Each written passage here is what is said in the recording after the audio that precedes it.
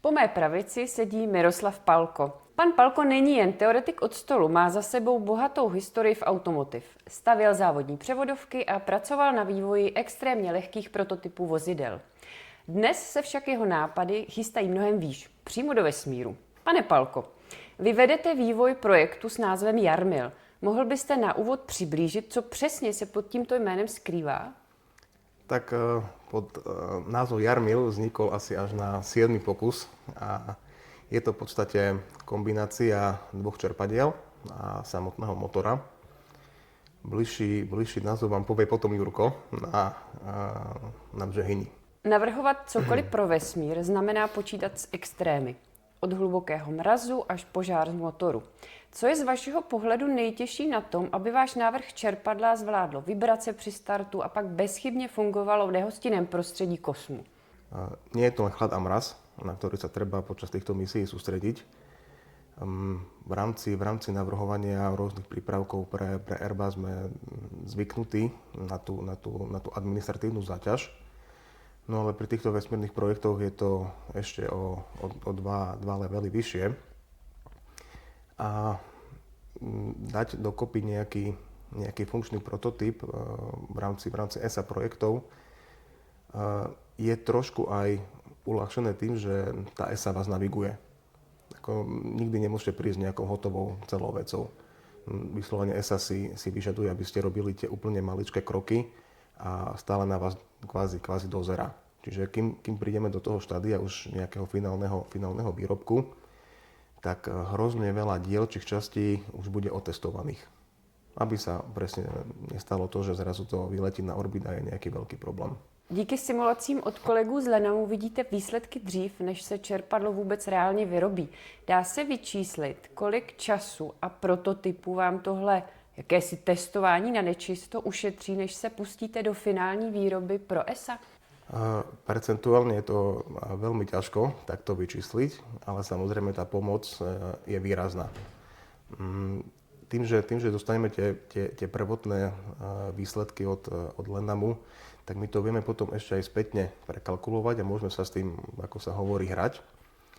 No a do tej následnej výroby v prototypovom a inovačnom centre Strojníckej fakulty v Košiciach už pôjde iba ten overený model.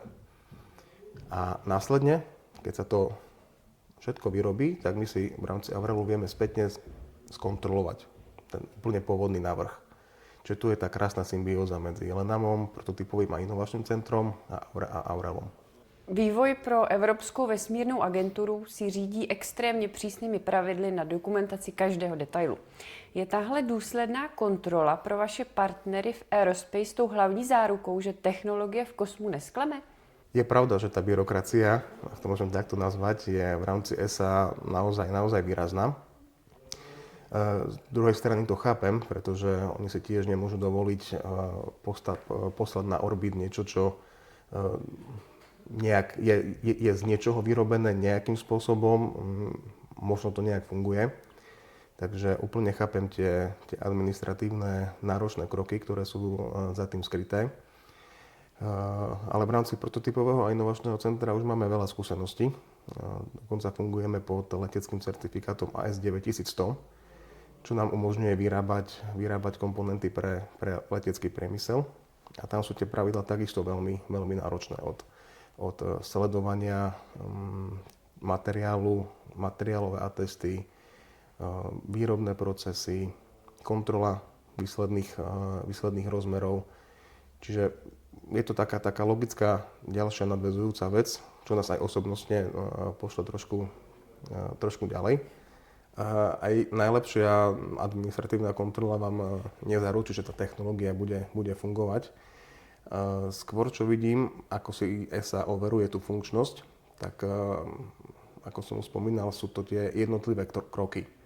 To znamená, že vy aj keď začnete dávať dokopy povedzme nejaký motor s dvoma čerpadlami, tak nikdy to nerobíte naraz. Stále si to musíte ísť úplne od začiatku, začať s jedným čerpadlom. Tie isté kroky urobiť pre druhé čerpadlo. A až keď máte každý jeden komponent zvlášť otestovaný a vyskúšaný, až následne to môžete spájať. Čiže ESA dáva pozor na to, aby ste nezačali možno príliš skoro, alebo aby ste nezačali už vo vyššom leveli TRL a na to je veľmi striktná. Skupina Aurel je známá hlavně díky špičkovému vývoji, testování bezpečnosti aut a crash testům. Na první pohled se může zdát, že to má k vesmíru daleko. Ale co mají společného zkušenosti s krizovými scénáři v silničním provozu s vývojem raketového čerpadla? No, ono možno tak na prvý pohľad alebo na prvé počutie sa to zdá, že sú to dve odlišné témy, ale v princípe to vybavenie a tá expertíza a skúsenosť tých ľudí je na nezaplatenie. A teraz, či sa zameriate na vývoj polosy a tenzometrické meranie polosy, tak to nie je až tak odlišné ako od merania tenzometrie ozubeného čerpadla.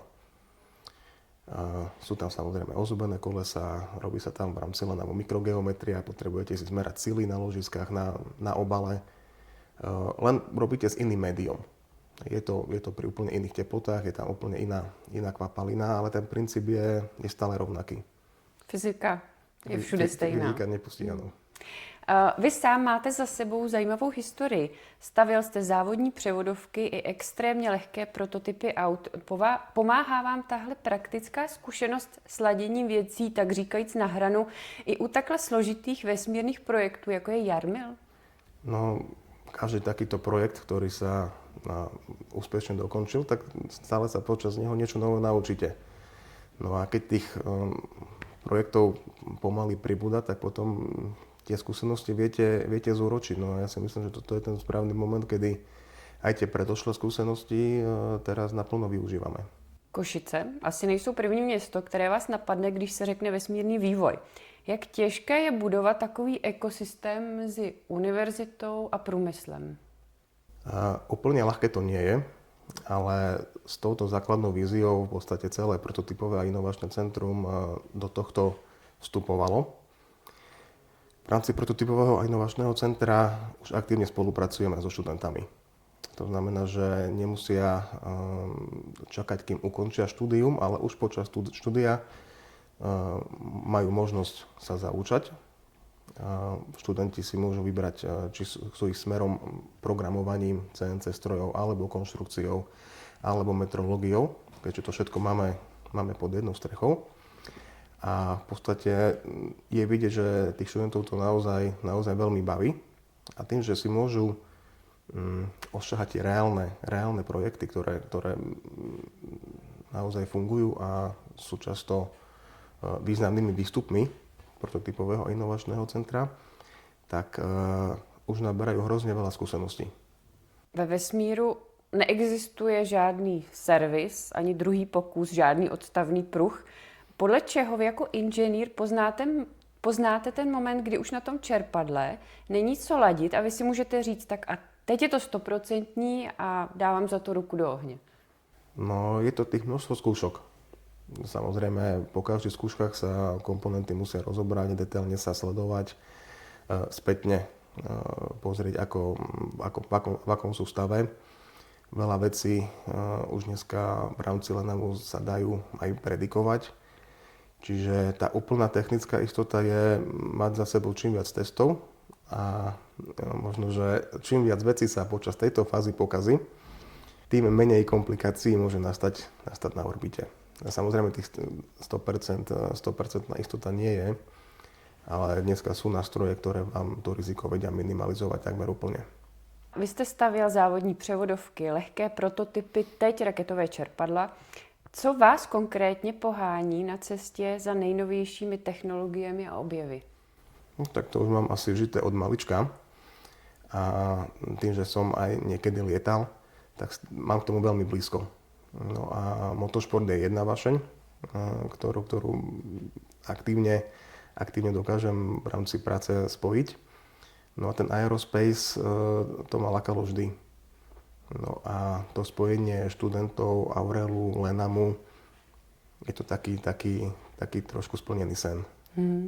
Tak vám přeju, ať vás neopouští nadšení a děkuji za rozhovor. Ďakujem veľmi pekne.